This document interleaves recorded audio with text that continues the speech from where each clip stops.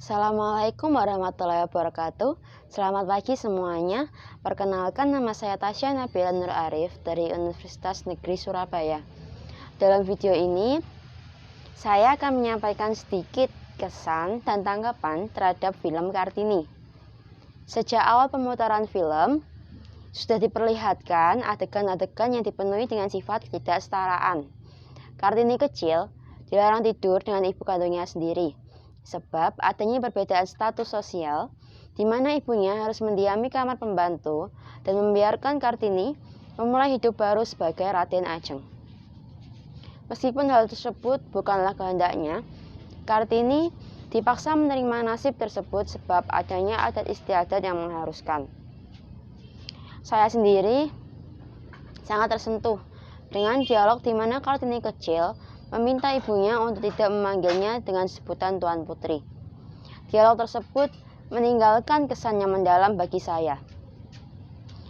Adegan selanjutnya, di mana Kartini remaja menjalani masa pingitan untuk menanti kedatangan bangsawan yang akan memperistrinya. Entah itu sebagai istri pertama, istri kedua, istri ketiga, atau seterusnya.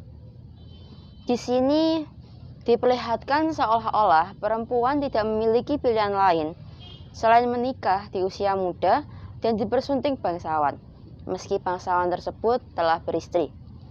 Lalu ada adegan yang terjadi antara Kartini dan kakaknya, Sosro Kartono. Adegan tersebut saya rasa merupakan adegan yang memicu apa yang akan terjadi di kemudian hari. Adegan di mana kakak Kartini tersebut memberikan hadiah sebelum ia berangkat ke Belanda, dengan diikuti sebuah kalimat yang akan membuka pikiran Kartini. Tubuh bisa hancur ditelan tanah atau dibakar di atas kayu bakar, tapi pikiranmu tidak ada batas waktunya. Dialog tersebut bisa kita maknai bahwa kemerdekaan pikiran adalah hak setiap orang untuk bisa mewujudkannya. Siapapun tidak bisa memenjarakan pikiran. Pemikiran tersebut ditambah dengan hadiah berupa setumpuk buku berbahasa Belanda dengan nilai pendidikan modern, terus mengembangkan pikiran dan meluaskan wawasan Kartini.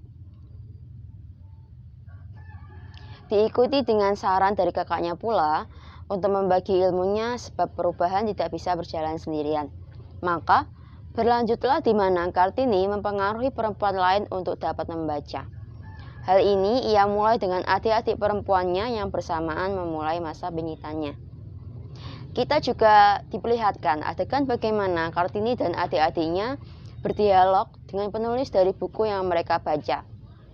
Di sini digambarkan bahwa dengan membaca, seseorang bisa melihat dunia, bisa pergi kemanapun, bisa berbicara dengan siapapun, dan bisa memecahkan masalah apapun. Adegan-adegan yang diperlihatkan tadi memperlihatkan bahwa untuk mewujudkan kebebasan dan kemerdekaan perempuan, maka perempuan harus cerdas dan berwawasan. Supaya mereka nantinya bisa menentukan dunia seperti apa yang ingin mereka jalani. Sebab kemerdekaan yang sesungguhnya tidaklah diberikan, namun dicari sendiri dengan upaya yang dapat membantu mewujudkannya. Nilai-nilai filosofis dalam film ini yakni penonton diilhami untuk dapat menjunjung tradisi tanpa mengesampingkan kemanusiaan. Sebab bagaimana tradisi dapat memisahkan antara anak dan ibu kandungnya? Apakah tradisi yang demikian masih bisa dianggap sebagai sebuah kebenaran dan kepatutan? Seorang anak harus memanggil ibunya dengan sebutan pembantu, dan ibunya pun harus memanggil anaknya dengan sebutan Tuan Putri. Apakah benar adalah sebuah keharusan yang bisa diterima? Nilai lainnya adalah kesabaran dan keteguhan hati dari seorang ibu. Di sini adalah figur dari Ngarsinah yang telah merelakan segala haknya sebagai ibu diambil untuk membawa Kartini kepada kedudukan yang lebih baik, lebih terhormat. Ngarsinah menasihati Kartini kecil agar bisa menerima nasib adanya perbedaan status sosial di antara mereka. Pengorbanan Ngarsinah sebagai ibu inilah yang menempatkan Kartini agar bisa menjadi wanita terpelajar, berpendidikan, dan memiliki masa depan yang lebih cerah. Sosok Kartini dalam film ini saya rasa sudah cukup sesuai dengan biografi Kartini. Kartini dalam film benar-benar menggambarkan bayangan saya akan penentangan yang dilakukan Kartini melawan ketidakadilan sedari kecil. Apalagi dengan adanya pikiran-pikiran seperti kenapa perempuan harus melakukan hal seperti pingitan, kenapa perempuan tidak bisa belajar seperti laki-laki. Lewat kegigihan Ibu Kartini tersebut, kita bisa belajar bahwa tidak ada hal yang tidak bisa kita lakukan bila kita mau. Keberanian Kartini yang meskipun ditentang oleh orang di sekitarnya saat itu dalam meningkatkan derajat kaum perempuan sehingga dapat belajar dan mengejar cita-cita dapat kita contoh di masa sekarang ini.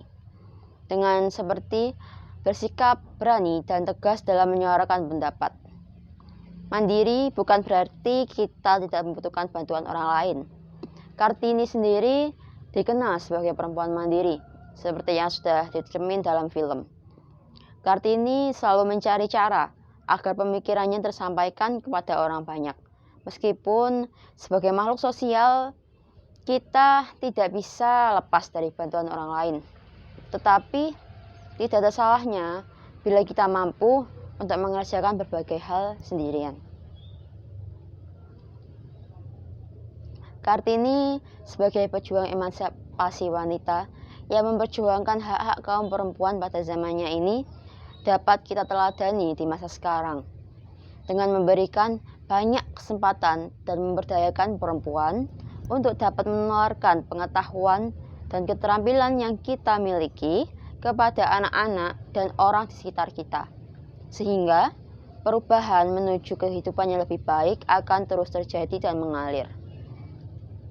Baik, cukup sekian poin-poin tanggapan yang dapat saya sampaikan mengenai film Kartini.